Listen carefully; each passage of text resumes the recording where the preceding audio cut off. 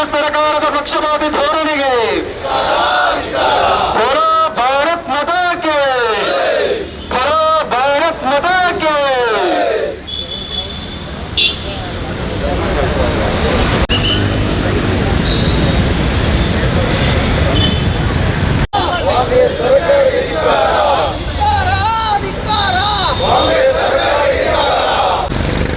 ಪುತ್ತೂರು ದಕ್ಷಿಣ ಕನ್ನಡ ಜಿಲ್ಲೆ ಆಯೋಜಿಸಿದಂತಹ ರಾಜ್ಯ ಸರ್ಕಾರದ ಹಿಂದೂ ವಿರೋಧಿ ನೀತಿಯನ್ನು ಖಂಡಿಸಿ ಇಂದು ದರ್ಭ ವೃತ್ತದಲ್ಲಿ ನಡೆಯುತ್ತಿರುವ ಈ ಬೃಹತ್ ಪ್ರತಿಭಟನೆಗೆ ಆಗಮಿಸಿದಂತಹ ಎಲ್ಲ ರಾಷ್ಟ್ರಭಕ್ತ ಹಾಗೂ ಅನನ್ಯ ಜವಾಬ್ದಾರಿಯನ್ನು ಹೊತ್ತಂತಹ ಎಲ್ಲ ಪರಿವಾರ ಸಂಘಟನೆಯ ಪ್ರಮುಖರಿಗೆ ಪ್ರೀತಿಪೂರ್ವಕ ಸ್ವಾಗತವನ್ನು ಬಯಸುತ್ತಾ ಈ ಕಾರ್ಯಕ್ರಮವನ್ನು ಪ್ರತಿಭಟನಾ ಸಭೆಯನ್ನು ಈಗಾಗಲೇ ಆರಂಭಿಸ್ತಾ ಇದ್ದೇವೆ.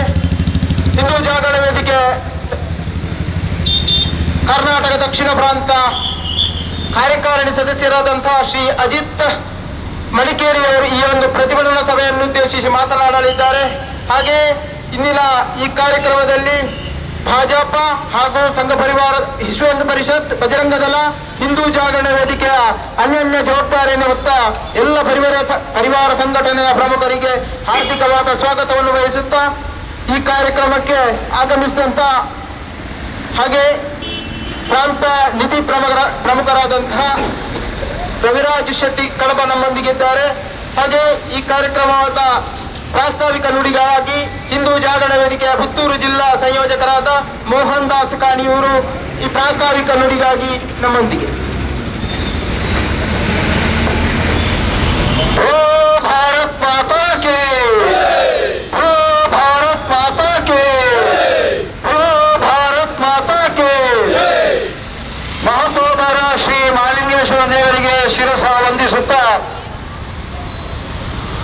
ಈ ಪ್ರತಿಭಟನಾ ಸಭೆಗೆ ಬಂದಿರತಕ್ಕಂಥ ಎಲ್ಲ ಪರಿವಾರ ಸಂಘಟನೆ ಅನ್ಯಾನ್ಯ ಜವಾಬ್ದಾರಿ ಹೊಂದಿರತಕ್ಕಂಥ ಪ್ರಮುಖರೇ, ಹಾಗೆಯೇ ಹಿಂದೂ ಕಾರ್ಯಕರ್ತ ಬಂಧುಗಳೇ, ಹಾಗೆಯೇ ಪತ್ರಿಕಾ ಮಾಧ್ಯಮದವರೇ, ಕಳೆದ 2 ತಿಂಗಳಿಂದ ಈಚೆಗೆ ನಮ್ಮ ದಕ್ಷಿಣ ಕನ್ನಡ ಜಿಲ್ಲೆಯಲ್ಲಿ ನಡೆತಕ್ಕಂಥ ಬೇರೆ ಬೇರೆ ಘಟನೆಗಳಿಗೆ ಸಂಬಂಧಪಟ್ಟಂತೆ ಈಗ 2 ತಿಂಗಳ ಅವಧಿಯಲ್ಲಿ ನಮ್ಮ ಜಿಲ್ಲೆಯಲ್ಲಿ ಒಂದು ರೀತಿಯ ಹಿಂದೂ ದಮನ ನೀತಿಯನ್ನ ಈ ರಾಜ್ಯದ ಕಾಂಗ್ರೆಸ್ ಸರ್ಕಾರ ಮುಂದುವರಿಸಿಕೊಂಡೇ ಬರ್ತಾ ಇದೆ. ಇದರ ಮೂಲ ಕಳೆದ 78-79 ವರ್ಷದಿಂದ ಈ ದೇಶದಲ್ಲಿ ಯಾವ ಕಾಂಗ್ರೆಸ್ ಸರ್ಕಾರ ಅಧಿಕಾರಕ್ಕೆ ಬಂತ, ಸ್ವಾತಂತ್ರ್ಯ ಸಿಕ್ಕಿದ ನಂತರದ ದಿನಗಳಲ್ಲಿ ಈ ದೇಶದಲ್ಲಿ ಕಳೆದ 78-79 ವರ್ಷಗಳಿಂದ ಹಿಂದೂ ದಮನ ನೀತಿಯ ಮುಖಾಂತರ ಇಡೀ ರಾಷ್ಟ್ರದಲ್ಲಿ ಒಂದು ರೀತಿಯ ಹಿಂದೂ ವಿರೋಧಿ ಸರ್ಕಾರದ ಧೋರಣೆಯನ್ನೇ ಅನುಸರಿಸಿಕೊಂಡು ಬಂದಿತ್ತು. ಅದರ ಮುಂದುವರಿಯುತ್ತಾ ಬೇರೆ ಬೇರೆ ಸಂಘಟನೆಗಳು, ನಮ್ಮ ರಾಜಕೀಯ ಪರಿವಾರ ಸಂಘಟನೆಯಾಗಿ ವಿಶ್ವ ಹಿಂದೂ ಪರಿಷತ್, ಹಿಂದೂ ಜಾಗರಣ ವೇದಿಕೆ, ಈ ತರದ ಸಂಘಟನೆಗಳು ಇದನ್ನು ಎದುರಿಸುವುದಕ್ಕೋಸ್ಕರ ವಿದ್ಯಾರ್ಥಿ ಪರಿಷತ್, ಈ ತರದ ಸಂಘಟನೆಗಳು ಬೆಳೆಯತೊಡಗಿದವು. ಇದರ ಪರಿಣಾಮವಾಗಿ ಈ ದೇಶದಲ್ಲಿ ಈಗಾಗಲೇ ಒಟ್ಟು ಎಲ್ಲ ಸಂಘಟನೆಗಳು ಒಂದೇ ಸೂರಿನಡಿ ನಿಂತು ಈ ಭ್ರಷ್ಟ ಕಾಂಗ್ರೆಸ್ನ ವಿರುದ್ಧ, ಹಿಂದೂ ವಿರೋಧಿ ಸರ್ಕಾರದ ವಿರುದ್ಧ ಒಕ್ಕಲಿನ ಕೂಗಿನಿಂದಲೇ ಒಂದೇ ಸೂರಿನಡಿ ನಿಂತು ಪ್ರತಿರೋಧಿಸಿದ ಕಾರಣ ಇವತ್ತು ಇಡೀ ದೇಶದಲ್ಲಿ ಕಾಂಗ್ರೆಸ್ ನಶಿಸುತ್ತಾ ಹೋಯಿತು. ಈ ನಶಿಸುತ್ತಿರುವ ಸಂದರ್ಭದಲ್ಲಿ ನಮ್ಮ ರಾಜ್ಯದಲ್ಲಿರ್ತಕ್ಕಂಥ ಕಾಂಗ್ರೆಸ್ ಸರ್ಕಾರ ಎಣ್ಣೆ ಆರಿದ ನಂತರ ಬತ್ತಿ ಕೊನೆಗೆ ಬಗ್ಗಂತ ಉರಿಯುತ್ತದೆ. ಆ ಸಣ್ಣ ಮಟ್ಟದ ಉರಿಯುವ ಒಂದು ಜ್ವಾಲೆ ಈಗ ಕರ್ನಾಟಕದಲ್ಲಿ ಉರಿಲಿಕ್ಕೆ ಶುರುವಾಗಿದೆ. ಇದು ತುಂಬಾ ದಿವಸ ಇಲ್ಲ. ಈ ನಂದುವಂತ ಸಮಯದಲ್ಲಿ ಇಡೀ ಹಿಂದೂ ಸಮಾಜವನ್ನ ಮತ್ತೊಮ್ಮೆ ನಾವು ಬಗ್ಗು ಬಡಿದೇ ತೀರ್ತೇವೆ ಎನ್ನುವ ಕಾರಣಕ್ಕೋಸ್ಕರ ಇವತ್ತು ಎಲ್ಲ ನಮ್ಮ ಹಿಂದೂ ಕಾರ್ಯಕರ್ತರ ಮೇಲೆ ಕಳೆದ 2 ತಿಂಗಳಿಂದ ಬೇರೆ ಬೇರೆ ಇಲಾಖೆಗಳ ಮುಖಾಂತರ ಕೇಸು ದಾಖಲಿಸುವಂತ ಕ್ರಮಗಳು ನಡೀತಾ ಹೋದವು. ಅದಾದ ನಂತರ ಹಿಂದೂ ಕಾರ್ಯಕರ್ತರ ಮನೆಗಳಿಗೆ ಇಲಾಖೆಯನ್ನ ಕಳಿಸುವುದರ ಮುಖಾಂತರ ಒಂದು ರೀತಿಯ ಬೆದರಿಸುವ ವಾತಾವರಣ ನಿರ್ಮಾಣ ಮಾಡಿದರು. ಕಳೆದ ಸಾವಿರಾರು ವರ್ಷಗಳಿಂದ ಹಿಂದೂ ಸಮಾಜ ಇವೆಲ್ಲವನ್ನ ಎದುರಿಸಿಕೊಂಡು ಬಂದು ಈಗಾಗಲೇ ಸಮೃದ್ಧ ಮತ್ತೆ ಹಿಂದೂ ಸಾಮ್ರಾಜ್ಯವನ್ನು ನಿರ್ಮಾಣ ಮಾಡುವಲ್ಲಿ ನಾವೆಲ್ಲ ಸಫಲರಾಗಿದ್ದೇವೆ.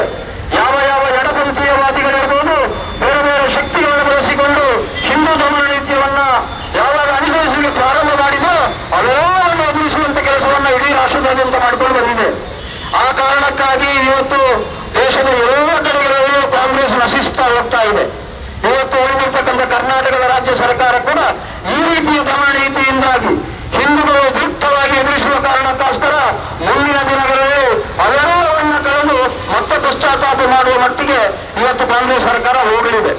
ಆ ಕಾರಣಕ್ಕೋಸ್ಕರ ಈ ಎಲ್ಲ ಸಂಗತಿಗಳನ್ನು ಎದುರಿಸಿಕೊಂಡು ಬೇರೆ ಬೇರೆ ಕಾರಣಗಳಾಗಿ ಬೇರೆ ಬೇರೆ ಬಿಲ್ಗಳನ್ನು ಪಾಸ್ ಮಾಡುವುದರ ಮುಖಾಂತರ ಯಾವ ಹಿಂದೂಗಳನ್ನ ಒಡೆಯುವ ಕೆಲಸವನ್ನ ನಿರಂತರವಾಗಿ ಮಾಡಿಕೊಂಡು ಬಂದಿದೆ.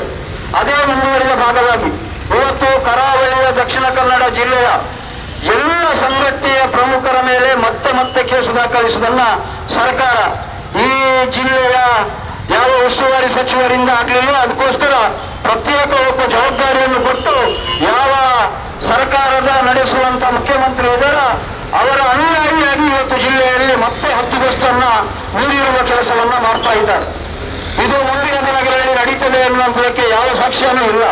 ಯಾಕೆಂತ ಹೇಳಿದ್ರೆ ಹಿಂದಿನ ದಿನಗಳಲ್ಲಿ ಇವೆಲ್ಲವನ್ನು ಕೂಡ ಎದುರಿಸಿಕೊಂಡು ಬಂದಿದ್ದೇವೆ.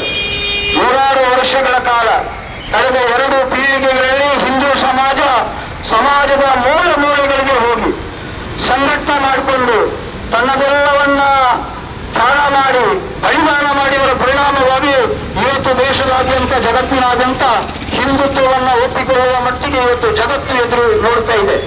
ಆ ಸಂದರ್ಭದಲ್ಲಿ ನಾವೇನು ಮಾಡ್ತೀವಿ ಅಂತ ಹೊರಟ್ರೆ ಇವೆಲ್ಲದಕ್ಕೂ ಉತ್ತರ ಕೊಡಲಿಕ್ಕೆ ಹಿಂದೂ ಸಮಾಜ ಸದಾ ಸಿದ್ಧವಿದೆ.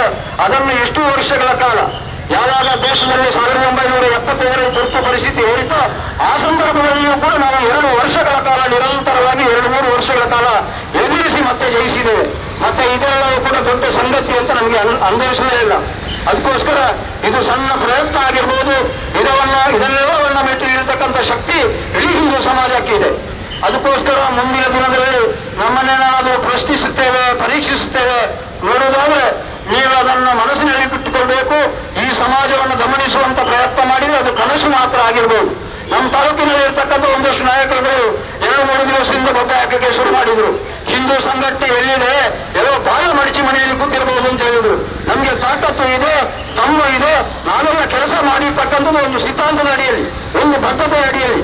ಯಾವುದು ರಾಜಕಾರಣಕ್ಕೋಸ್ಕರ ಈ ಸಂಘಟನೆಗಳು ಎತ್ತಿ ನಿಂತಿಲ್ಲ. ಸಮಾಜದ ಸ್ವಾಸ್ಥ್ಯವನ್ನ ಅಸ್ಮಿತೆಯನ್ನ ಉಳಿಸಿಕೊಳ್ಬೇಕು ಎನ್ನುವ ಕಾರಣಕ್ಕೋಸ್ಕರ ಇವತ್ತು ಇಡೀ ಸಮಾಜ ಎದ್ದು ನಿಂತಿದೆ. ಇದನ್ನು ಪ್ರಶ್ನೆ ಮಾಡಲಿಕ್ಕೆ ಅಂದ್ರೆ ಮುಂದಿನ ದಿನಗಳಲ್ಲಿ ಸರ್ಕಾರ ಅದರಷ್ಟಕ್ಕೆ ಅಲುಗಾಡುವಂತ ಪರಿಸ್ಥಿತಿ ನಿರ್ಮಾಣ ಆಗ್ತದೆ. ಎಲ್ಲ ದೇವರುಗಳ ಅನುಗ್ರಹ ಇಷ್ಟು ಸಹಸ್ರ ವರ್ಷಗಳ ಕಾಲ ನಮ್ಮ ಜೊತೆ ಇದೆ, ಅದು ನಿಮ್ ಜೊತೆ ನಿಂತಿಲ್ಲ. ಆ ಕಾರಣಕ್ಕೋಸ್ಕರ ಮತ್ತೆ ಪರೀಕ್ಷೆ ಮಾಡುವಂತ ಕೆಲಸವನ್ನ ಮಾಡುವ ಪ್ರಯತ್ನವನ್ನ ಮಾಡಬೇಡಿ ಅಂತ ಎಚ್ಚರಿಕೆಯ ಗಂಟೆಯನ್ನ ಕೊಡುತ್ತಾ ಮುಂದಿನ ದಿನಗಳಲ್ಲಿ ಎಲ್ಲ ಸವಾಲುಗಳನ್ನು ಸ್ವೀಕಾರ ಮಾಡಲಿಕ್ಕೆ ಈ ಸಮಾಜ ಸಿದ್ಧ ಇದೆ. ಕಾರ್ಯಕರ್ತರಿಗಾಗಿ ಅದಕ್ಕಾಗಿ ಸನ್ನದ್ಧರಾಗಿದ್ದಾರೆ ಎನ್ನುವಂತ ಎಚ್ಚರಿಕೆ ಗಂಟೆಯನ್ನು ಕೊಡುತ್ತಾ ಮುಂದಿನ ಅವಕಾಶಕ್ಕಾಗಿ ಮಾನ್ಯ ನಮ್ಮ ಪ್ರಾಂತದ ಕಾರ್ಯಕಾರಿಣಿ ಸದಸ್ಯರಾದಂತಹ ಅಜಿತ್ ಕೊಡಗು ಇವರು ನಮ್ಮನ್ನು ಉದ್ದೇಶಿಸಿ ಮಾತಾಡಲಿಕ್ಕಿದ್ದಾರೆ.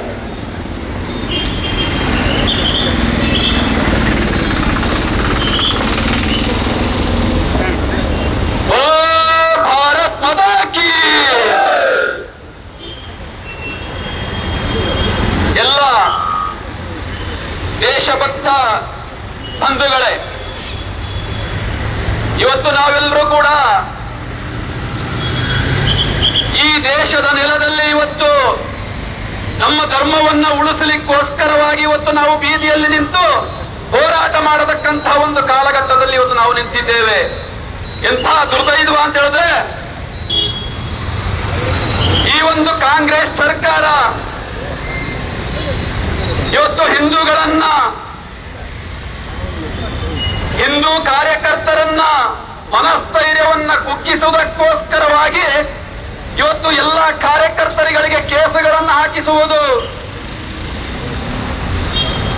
ಕಾರ್ಯಕರ್ತರನ್ನ ಯಾವುದೇ ಕಾರ್ಯಕ್ರಮಗಳಿಗೆ ಹೋಗದ ರೀತಿಯಲ್ಲಿ ಅಡ್ಡಿಪಡಿಸುವುದು, ಇವತ್ತು ಸಂಘಟನೆಯ ಪ್ರಮುಖರನ್ನ ನಿರ್ಬಂಧ ಹೇರುವುದು, ಈ ಎಲ್ಲ ಘಟನೆಗಳನ್ನ ಮಾಡಿಕೊಂಡು ಇವತ್ತಿನ ರಾಜ್ಯ ಸರ್ಕಾರ ಬರ್ತಾ ಇದೆ. ಈ ದಕ್ಷಿಣ ಕನ್ನಡ ಜಿಲ್ಲೆಯಲ್ಲಿ ಈ ಕಾಂಗ್ರೆಸ್ ಸರ್ಕಾರ ಇವರ ರಾಜಕೀಯದ ತೆವಲಿಗೋಸ್ಕರ ಇಸ್ಲಾಮಿಕ್ ವೋಟ್ ಬ್ಯಾಂಕ್ ರಾಜಕಾರಣಕ್ಕೋಸ್ಕರವಾಗಿ ಇವತ್ತು ಹಿಂದೂ ಧರ್ಮವನ್ನ ಅಂತ್ಯ ಮಾಡತಕ್ಕಂತ ಕಾರ್ಯಕ್ಕೆ ಇವತ್ತು ಕೈ ಹಾಕಿದೆ. ಆದ್ರೆ ಒಂದನ್ನ ತಿಳ್ಕೊಳ್ಳಿ,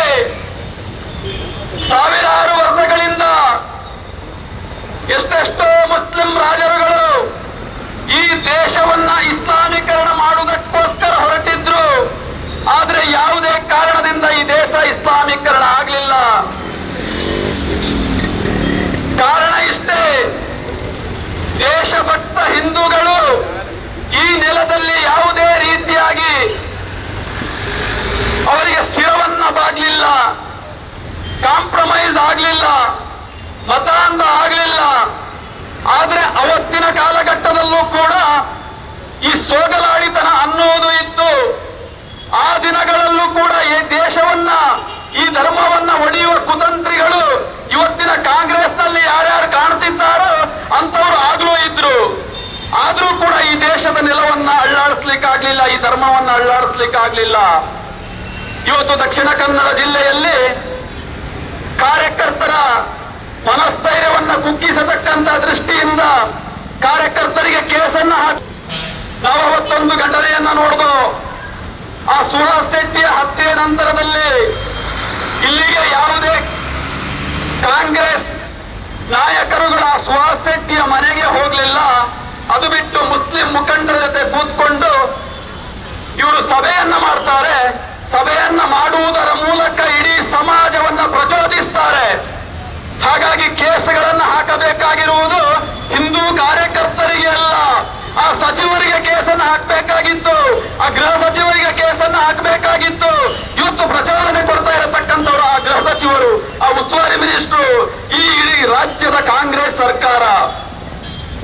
ಹಾಗಾಗಿ ನಾವು ದಕ್ಷಿಣ ಕನ್ನಡ ಜಿಲ್ಲೆಯಲ್ಲಿ ಹಿಂದೂ ನಾಯಕರುಗಳ ಹತ್ಯೆಯನ್ನು ನೋಡ್ಕೊಂಡು ಬರ್ತಾ ಇದ್ದೇವೆ. ಈ ಗುಲಾಮಗಿರಿಯ ಸೋಗಲಾಡಿ ರಾಜಕಾರಣಿಗಳು ಇವತ್ತು ಹಿಂದೂಗಳ ಹತ್ಯೆ ಆದಂತಹ ಸಂದರ್ಭದಲ್ಲಿ ಇವರು ಎಲ್ಲ ಬೀದಿಯಲ್ಲಿ ನಿಂತುಕೊಂಡು ನಗಾಡತಕ್ಕಂತ ಒಂದು ಸ್ಥಿತಿಗೆ ಇವತ್ತು ತಲುಪಿದ್ದಾರೆ. ಆದರೆ ಹಿಂದೂಗಳು ಯಾವತ್ತೂ ಕೂಡ ಇಂತಹ ಒಂದು ಹತ್ಯೆಯನ್ನ ಎದುರಿಸಲಿಕ್ಕೆ ತಯಾರಿದ್ದೇವೆ. ಹಿಂದೂ ಸಮಾಜ ನಿರ್ವೀರ್ಯ ಸಮಾಜ ಅಲ್ಲ ಅನ್ನುವುದನ್ನ ಈ ಮೊದಲು ಎಷ್ಟೋ ಬಾರಿ ನಾವು ಸಾಬೀತನ್ನ ಪಡಿಸಿದ್ದೇವೆ. ಇವತ್ತು ಈ ರಾಜ್ಯದಲ್ಲಿ ಲವ್ ಜಿಹಾದ್ ಇರಬಹುದು, ಗೋಹತ್ಯೆ ಇರಬಹುದು, ಮತಾಂತರ ಇರಬಹುದು, ಈ ಎಲ್ಲ ವಿಷಯಗಳು ಇದ್ದಾಗಲೂ ಕೂಡ ಸರ್ಕಾರ ಯಾವುದೇ ಮುನ್ನೆಚ್ಚರಿಕೆ ಕ್ರಮಗಳನ್ನು ತಗೊಳ್ತಾ ಇಲ್ಲ. ಅದನ್ನ ಬಿಟ್ಟು ಇಲ್ಲಿ ಯಾವುದೇ ದಂಧೆಗಳಿಗೆ ಅವಕಾಶವನ್ನ ಕೊಟ್ಟಿದೆ, ಬೇರೆ ಬೇರೆ ರೀತಿಯ ಚಟುವಟಿಕೆಗಳಿಗೆ ಅವಕಾಶವನ್ನ ಕೊಟ್ಟಿದೆ. ನಿನ್ನೆ ಇಲ್ಲಿಯ ಒಬ್ಬ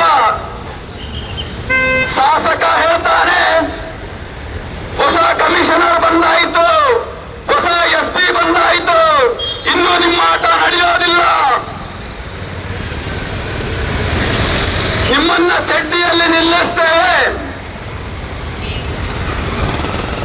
ಬಾಲ ಮುದುಡಿಕೊಂಡು ಕೂತಿದ್ದಾರೆ ಈಗ ಎಲ್ಲ ಅಂತ ಹೇಳಿ ಈ ಅಯೋಗ್ಯ MLAಗೆ ನಾನು ಹೇಳಲಿಕ್ಕೆ ಇಷ್ಟಪಡ್ತೇನೆ.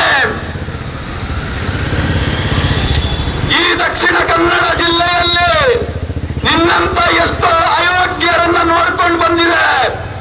ಆದ್ರೆ ಒಂದು ವಿಚಾರವನ್ನ ತಿಳ್ಕೊಳ್ಬೇಕು, ಯಾವುದೇ ಕಮಿಷನರ್ ಬಂದಿರಬಹುದು, ಯಾವುದೇ SP ಬಂದಿರಬಹುದು, ನಾವು ಸಂವಿಧಾನಕ್ಕೆ ಗೌರವ ಕೊಡ್ತೇವೆ, ಕಾನೂನಿಗೆ ಗೌರವ ಕೊಡ್ತೇವೆ. ಹಾಗಾಗಿ ನಿನ್ನಂತ ಅಯೋಗ್ಯ ಇವತ್ತು ಇಸ್ಲಾಮೀಕರಣದ ತುಷ್ಟಿಗೋಸ್ಕರವಾಗಿ, ಇವತ್ತು ಮುಸಲ್ಮಾನರ ಓಟಿಗೋಸ್ಕರವಾಗಿ ಇವತ್ತು ಸರಿಯತ್ತನ್ನ ಇವತ್ತು ಬೆಂಬಲಿಸೋದಿಲ್ಲ. ನಾವು ಯಾವತ್ತಿದ್ರೂ ಸಂವಿಧಾನ ಕಾನೂನಿನ ಪರವಾಗಿದ್ದೇವೆ. ಹಾಗಾಗಿ ನಮಗೆ ಯಾವ ಭಯವೂ ಕೂಡ ಇಲ್ಲ. ಒಂದು ವಿಚಾರವನ್ನ ತಿಳ್ಕೊಳ್ಬೇಕು, ಇಲ್ಲಿಯ ಶಾಸಕ ಇಂಥ ಲಾಠಿ ಏಟು, ಇಂಥ ಬೂಟು, ಇಂಥ ಕೇಸು, ಕೋರ್ಟು, ಕಚೇರಿ, ಜೈಲು ಇದನ್ನೆಲ್ಲವನ್ನ ನಾವು ಅನುಭವಿಸಿ ಇವತ್ತು ಬಂದಿರತಕ್ಕಂಥದ್ದು.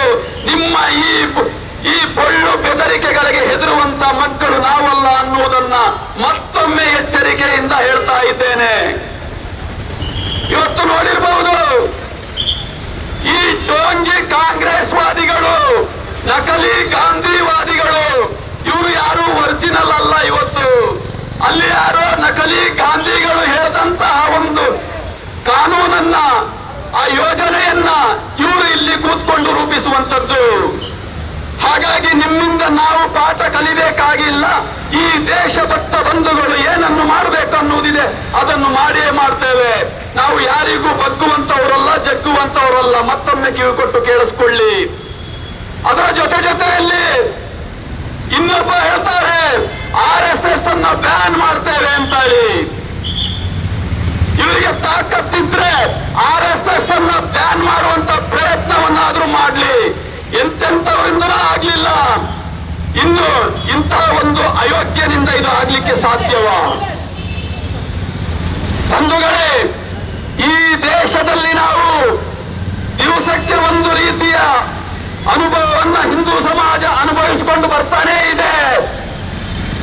ಇವತ್ತು ನಾವು ಯಾವುದೋ ಸ್ಟೇಷನ್ಗೆ ಕಲ್ಲು ಹೊಡೆಯವರಲ್ಲ, ಎಲ್ಲ ಸ್ಟೇಷನ್ಗೆ ಬೆಂಕಿ ಹಚ್ಚವರಲ್ಲ ಅನ್ನುವುದನ್ನ ಒಮ್ಮೆ ನೆನಪಿನಲ್ಲಿಟ್ಟುಕೊಳ್ಳಿ ಈ ಭಾಗದ ಶಾಸಕರು. ಬಂಧುಗಳೇ, ಇವತ್ತು ಇಡೀ ರಾಜ್ಯದಲ್ಲಿ ನಾವು ನೋಡಿರಬಹುದು, ಆ ಒಂದು DJ ಹಳ್ಳಿ KJ ಹಳ್ಳಿಯ ಘಟನೆಯನ್ನ ನೋಡಿರಬಹುದು. ಆ DJ ಹಳ್ಳಿ KJ ಹಳ್ಳಿಯ ಘಟನೆಯಾದಾಗ ನಿಮ್ಮ ಪೊಲೀಸ್ ಸ್ಟೇಷನ್ಗೆ ಬೆಂಕಿ ಹಚ್ಚಿದ್ರಲ್ಲ, ಆಗ ನಿಮ್ಮ ಪೌರುಷ ಎಲ್ಲಿ ಹೋಗಿತ್ತು ಅನ್ನುವುದನ್ನ ನೀವು ಮತ್ತೊಮ್ಮೆ ಸಾಬೀತುಪಡಿಸಬೇಕಾಗ್ತದೆ. ಅಖಂಡ ಶ್ರೀನಿವಾಸರ ನಿಮ್ಮದೇ ಶಾಸಕರ ಮನೆಗೆ ಬೆಂಕಿ ಹಚ್ಚಿದ್ರಲ್ಲ, ಆಗ ಈ ಕಾಂಗ್ರೆಸ್ಸಿನ ಪೌರುಷ ಎಲ್ಲಿ ಹೋಗಿತ್ತು?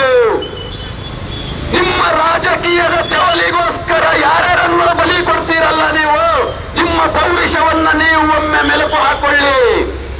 ಇನ್ನು ಹಿಂದೂ ಸಮಾಜವನ್ನ ಮುಟ್ಲಿಕ್ಕೆ ಮತ್ತೊಮ್ಮೆ ಪ್ರಯತ್ನವನ್ನ ಮಾಡಬೇಡಿ.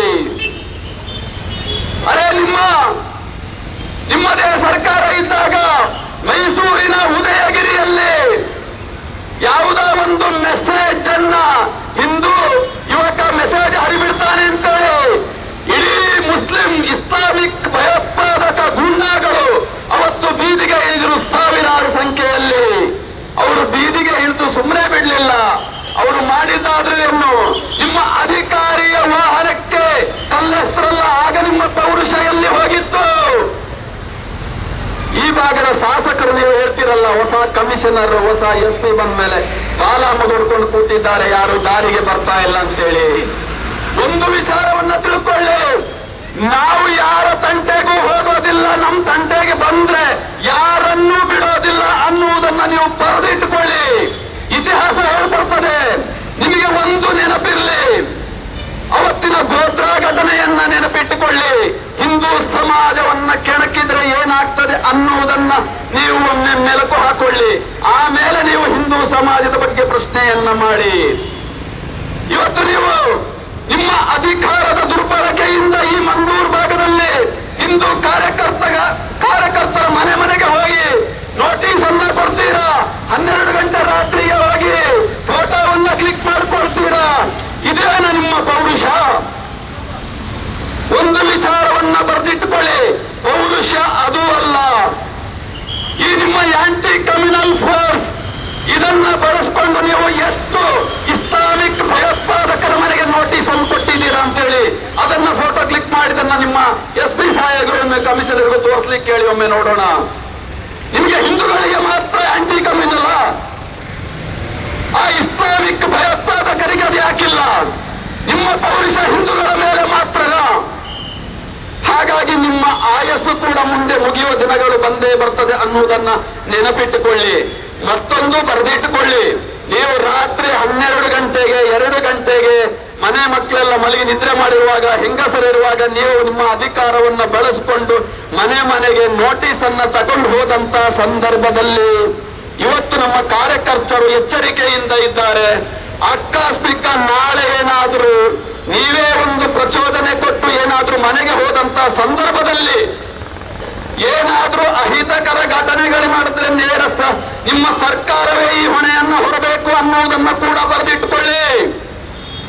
ಯಾರೇ ನಿಮಗೆ ಅಧಿಕಾರವನ್ನ ಕೊಟ್ಟವರು 12 ಗಂಟೆಗೆ 2 ಗಂಟೆಗೆ ಹೋಗ್ಲಿಕ್ಕೆ?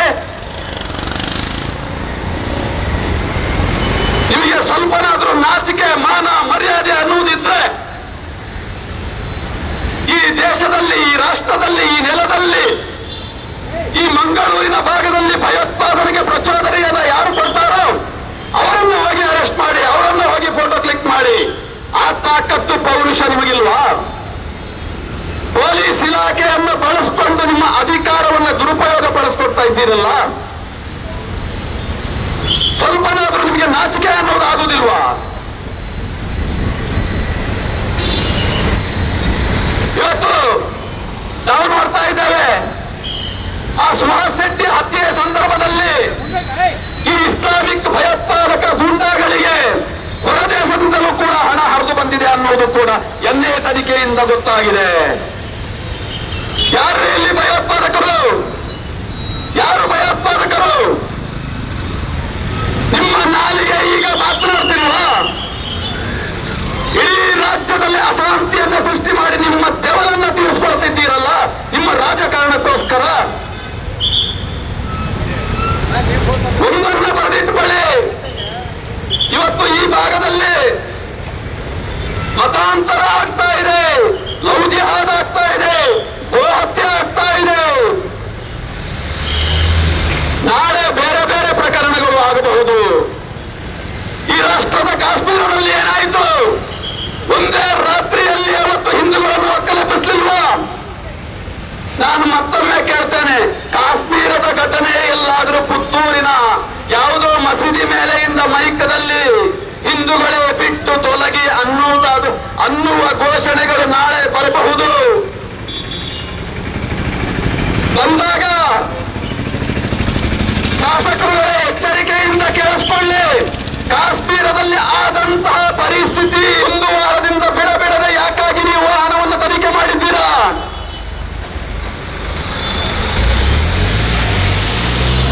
ಸರ್ಕಾರದಲ್ಲಿ ಅಧಿಕಾರ ಇದೆ ಅಂತೇಳಿ ನಿಮ್ಮ ಮನಸ್ಸೋ ಇಚ್ಛೆ ಏನು ಬೇಕಾದ್ರೂ ಮಾಡಬಹುದು ಅಂತ ನೀವು ಯೋಚನೆಯನ್ನ ಮಾಡಬೇಡಿ. ಪೊಲೀಸ್ ಇಲಾಖೆಯಲ್ಲೂ ಕೂಡ 90% ಜನ ಕಾನೂನನ್ನ ಮೀರಿ ಹೋಗೋದಿಲ್ಲ. ಒಂದಷ್ಟು ಜನ ತಲೆ ಹಿಡ್ಕರು ಎಲ್ಲ ಕಡೆ ಇದ್ದೇ ಇರ್ತಾರೆ, ಏನು ಮಾಡ್ಲಿಕ್ಕಾಗೋದಿಲ್ಲ. ಆದರೆ 90% ಜನ ಕಾನೂನನ್ನು ಮೀರಿ ಯಾರು ಹೋಗೋದಿಲ್ಲ. ಆದ್ರೆ ನಿಮ್ಮ ಅಧಿಕಾರದ ದುರ್ಬಳಕೆಯನ್ನ ಇವ್ರ ಮೇಲೆ ಮಾಡ್ತಾ ಇದ್ದೀರಾ.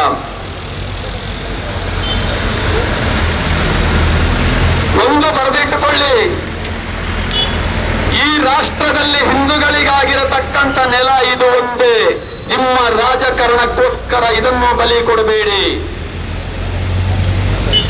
ನಾವು ಹಿಂದುತ್ವ, ಹಿಂದೂ ಸಮಾಜ, ಈ ರಾಷ್ಟ್ರ, ಈ ಧರ್ಮ ಇದನ್ನು ಉಳಿಸಲಿಕ್ಕೋಸ್ಕರವಾಗಿ ನಮ್ಮ ಹೋರಾಟ. ನಾವು ಭಯೋತ್ಪಾದನೆಯನ್ನ ಮಾಡಲಿಕ್ಕೋಸ್ಕರ ನಮ್ಮ ಹೋರಾಟ ಅಲ್ಲ, ನಮ್ಮ ರಾಷ್ಟ್ರವನ್ನ ನಮ್ಮ ಧರ್ಮವನ್ನ ಉಳಿಸಲಿಕ್ಕೋಸ್ಕರವಾಗಿ ನಾವು ಹೋರಾಟ ಮಾಡ್ತಾ ಇರುವಂತದ್ದು. ಆದ್ರೆ ನೀವ್ಯಾರಿಗೆ ಪ್ರಚೋದನೆ ಕೊಡ್ತಾ ಇದ್ದೀರಾ? ಅಲ್ಪಸಂಖ್ಯಾತರ ಹೆಸರಿನಲ್ಲಿ ವೋಟ್ ಬ್ಯಾಂಕಿಗೋಸ್ಕರವಾಗಿ ನೀವು ಓಲೈಕೆ ಮಾಡಿ ಇದನ್ನು ಮಾರಾಟ ಮಾಡಲಿಕ್ಕೆ ಹೊರಟಿದ್ದೀರಲ್ಲ. ಸ್ವಾತಂತ್ರ್ಯ ಪೂರ್ವದಲ್ಲಿ ಇಡೀ ಅಖಂಡ ಭಾರತಕ್ಕಾಗಿ ಸ್ವಾತಂತ್ರ್ಯಕ್ಕಾಗಿ ಹೋರಾಟ ಮಾಡಿದ್ದು ಆ ಕಾಂಗ್ರೆಸ್ಸೇ ಬೇರೆ. ಆದ್ರೆ ಇಸ್ಲಾಮೀಕರಣದ ಬುದ್ಧಿಯನ್ನ ಚಿನ್ನಾವತ್ತು ತೋರಿಸೇ ಬಿಟ್ಟ 47ರ ಮಧ್ಯರಾತ್ರಿಯಲ್ಲಿ ಮತ್ತೊಂದು ಪಾಕಿಸ್ತಾನವಾಯಿತು. ಅದನ್ನು ಮಾಡಿದ್ದು ಯಾರು? ನೀವೇ ಅಲ್ವಾ? ಇವತ್ತು ಮತ್ತೊಂದು ಕಾಶ್ಮೀರ ನಮ್ಮ ಕೈ ತಪ್ಪಿ ಹೋಯಿತು. ಯಾಕಾಗಿ ಹೋಯಿತು? ಅಲ್ಲಿಯೂ ಹಿಂದೂಗಳು ಇರಲೇ ಇಲ್ವಾ? ಈ ಕಾಂಗ್ರೆಸ್ ಗುಲಾಮರಿಗೆ ಹೃದಯ ಮಿಡಿಲೇ ಇಲ್ವಾ? ಅಲ್ಲಿಯ ಹಿಂದೂಗಳನ್ನ ಮಧ್ಯರಾತ್ರಿಯಲ್ಲಿ ಗಂಡಸರ ಎದುರಲ್ಲಿ ಹೆಂಗಸರನ್ನ ಅತ್ಯಾಚಾರ ಮಾಡಿ ಮಕ್ಕಳನ್ನು ಕೊಲೆ ಮಾಡಿ ಕಳಿಸಿದಾಗ ಈ ಕಾಂಗ್ರೆಸ್ನವರಿಗೆ ಹೃದಯ ಮಿಡಿಲೇ ಇಲ್ಲ. ಇವತ್ತು ಕರ್ನಾಟಕದಲ್ಲೂ ಕೂಡ ಅದನ್ನು ಮಾಡ್ಲಿಕ್ಕೆ ಹೊರಟಿದ್ದೀರಾ ಕಾಂಗ್ರೆಸ್ನವರೇ? ಉತ್ತರ ಕೊಡಬೇಕಲ್ಲ ನೀವು.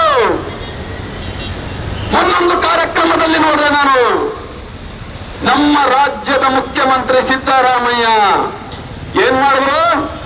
ಪೊಲೀಸ್ ಅಧಿಕಾರಿಗೆ ಕಪಾಳ ಮೋಕ್ಷ ಮಾಡ್ಲಿಕ್ಕೆ ಹೋದ್ರು. ಇದನ್ನು ನಾವು ಸಹಿಸೋದಿಲ್ಲ. ನಾವು ಯಾವತ್ತು ನಮ್ಮ ರಾಷ್ಟ್ರೀಯ ರಕ್ಷಣೆಗೋಸ್ಕರ ನಿಲ್ಲತಕ್ಕಂಥವರು, ನಾವು ಯಾವುದೇ ಕಾರಣಕ್ಕೋಸ್ಕರ ಆ ಆರ್ಮಿಯ ಯೋಧರನ್ನು, ಪೊಲೀಸ್ ಇಲಾಖೆಯನ್ನು ನಾವು ಬಿಟ್ಟು ಕೊಡುವ ಪ್ರಶ್ನೆಯೇ ಇಲ್ಲ. ಇದನ್ನು ನೀವು ಬರೆದಿಟ್ಟುಕೊಳ್ಳಿ. ಇವತ್ತು ಸಂಘ ಪರಿವಾರ ಯಾವತ್ತಾದ್ರೂ ರಾಷ್ಟ್ರಕ್ಕೆ ಮಾಡಲೇ ಇಲ್ಲ. ನಮ್ಮ ಮೇಲೆ ಆದಂತ ಆಕ್ರಮಣವನ್ನು ತಡ್ಕೊಂಡು ಬಂದಿದೆ, ಅದರ ಪ್ರಶ್ನೆ ಮಾಡಿಕೊಂಡೇ ಬಂದಿದೆ. ಆದ್ರೆ ಹಿಂದೂ ಸಮಾಜ ನಿರ್ವೀರ್ಯ ಸಮಾಜ ಅಲ್ಲ ಅನ್ನುವುದನ್ನ ಮತ್ತೊಮ್ಮೆ ನಾನು ಹೇಳ್ತೇನೆ. ಆ ಗೋದ್ರಾವನ್ನ ಮತ್ತೊಮ್ಮೆ ನೀವು ನೆನಪು ಮಾಡಿಕೊಳ್ಳಿ. ಅವತ್ತು ನೀವು 58 ಜನ ರಾಮಭಕ್ತರನ್ನ ಜೀವಂತ ದಹನ ಮಾಡಿದ್ರಲ್ಲ, ಆದರೆ ಹಿಂದೂ ಸಮಾಜದ ಪ್ರತಿಕಾರವನ್ನ ನೀವು ಗಮನಿಸಿದ್ದೀರಾ?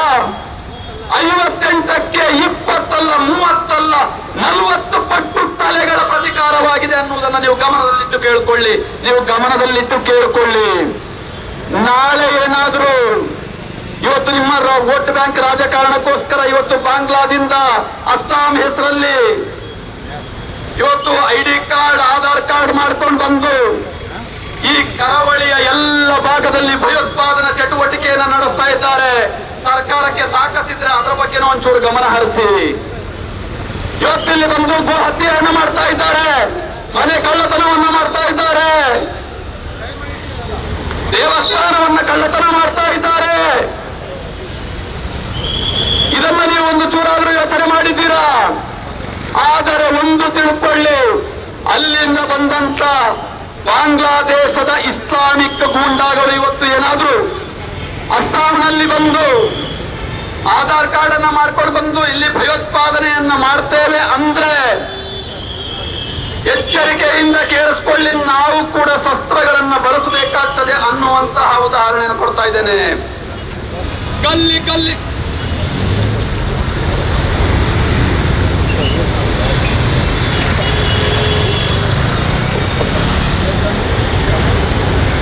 ಇವತ್ತು ಅಸ್ಸಾಮಿನ ಹೆಸರಿನಲ್ಲಿ ಬಂದಂತ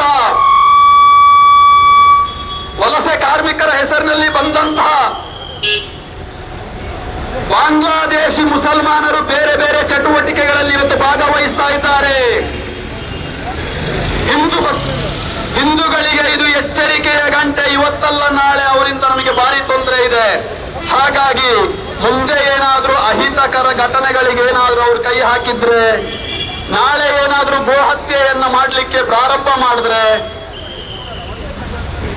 ನಾಳೆ ದೇವಸ್ಥಾನ ಕಳ್ಳತನ, ಮನೆ ಕಳ್ಳತನ, ಹತ್ಯೆ ಅಂತ ಪ್ರಕರಣಗಳಲ್ಲಿ ಅವರೇನಾದ್ರೂ ಭಾಗವಹಿಸಿದ್ರೆ ನಾವ್ಯಾಕೆ ಬೀದಿಗಳಲ್ಲಿ ಅಟ್ಟಾಡಿಸ್ಕೊಂಡು ಅವರಿಗೆ ಹೊಡಿಬಾರದು?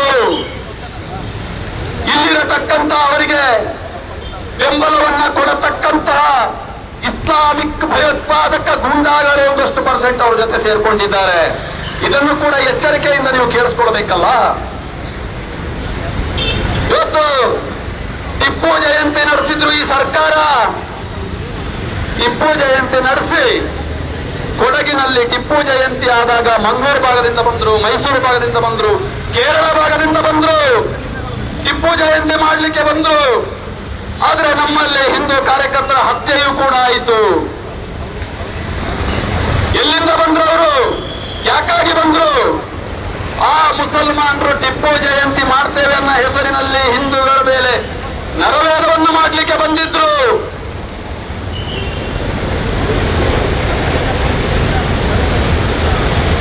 ಇದನ್ನು ನೀವು ಎಚ್ಚರಿಕೆಯಿಂದ ತಿಳ್ಕೊಳ್ಬೇಕಲ್ಲ ಸರ್ಕಾರ.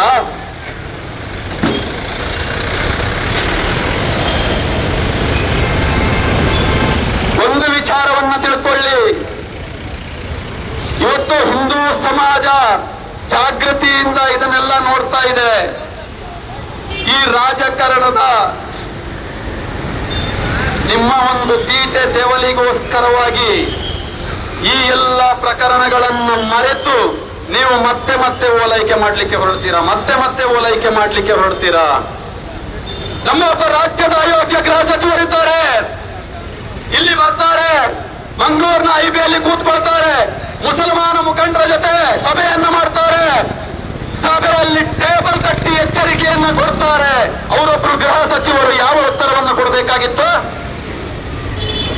ಯಾವ ಪ್ರದರ್ಶನವನ್ನ ಕೊಡಬೇಕಾಗಿತ್ತು? ಆದ್ರೆ ಭಯಭೀತರಾಗಿ ಮತ್ತೆ ಮಂಗಳೂರಿಂದ ಅವರು ಹೋದ್ರು ಈ ಮುಸಲ್ಮಾನರ ಒಂದು ದಬ್ಬಾಳಿಕೆಗೋಸ್ಕರ. ಆಗ್ಲೂ ನಿಮಗೆ ಎಚ್ಚರಿಕೆ ಆಗ್ಲಿಲ್ವಾ? ನಿಖರ ಸುದ್ದಿ, ಸದಭಿರುಚಿಯ ಕಾರ್ಯಕ್ರಮ. ನೀವು ನೋಡ್ತಾ ಇದ್ದೀರಾ ಕಹಳೆ ನ್ಯೂಸ್, ಸಮಾಜದ ಜಾಗೃತಿಗಾಗಿ ವಸ್ತುನಿಷ್ಠ ವರದಿ.